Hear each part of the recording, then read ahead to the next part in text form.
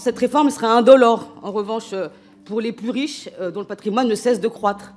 Beaucoup de maltraitance sociale pour un résultat piteux. Ma collègue a rappelé 2,8 milliards d'économies, ce n'est rien. Et pendant ce temps-là, pas de nouvelles recettes, pas d'investissements nouveaux et pas de création d'emplois suite à la suppression de l'ISF. Vous avez juste appauvri l'État. Énormément de salariés, de travailleurs qui se sont mis en grève n'étaient pas concernés par la réforme des retraites. Je veux vous dire par là que les salariés de ce pays ne vont pas être achetés uniquement parce qu'eux, ils seront sortis de leur galère. Les salariés de ce pays qui travaillent dans la RATP, qui travaillent dans le gaz, dans l'électricité, ont envie de services publics qui roulent. C'est la raison pour laquelle ils vont faire des préavis de grève, y compris le 31. Toutes catégories confondues.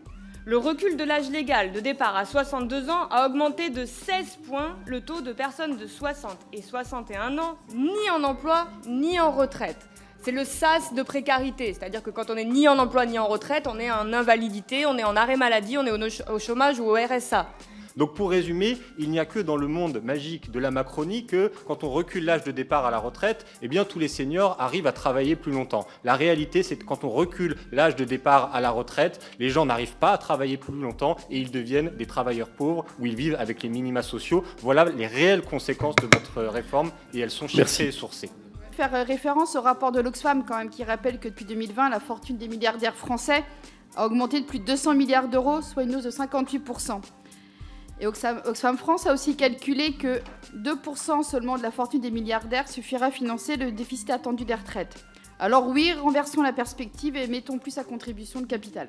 On sait que plus vous repoussez l'âge de la retraite, plus forcément vous faites tomber des personnes dans la trappe de la pauvreté et de la précarité. Vous leur éloignez encore la possibilité de sortir de cette situation de chômage dans laquelle 40% d'entre eux se trouvent déjà. Et je vous demande que s'il y a des gens aujourd'hui dans ce pays qui ont des millions, des milliards, on ne parle pas des gens en grande précarité, on peut leur prendre un petit peu pour éviter à ceux qui touchent 1004, 1008 péniblement d'avoir à travailler toute leur vie, mais surtout de ne pas pouvoir profiter de l'âge de la retraite, de profiter de leurs petits-enfants, de faire du jardin, etc.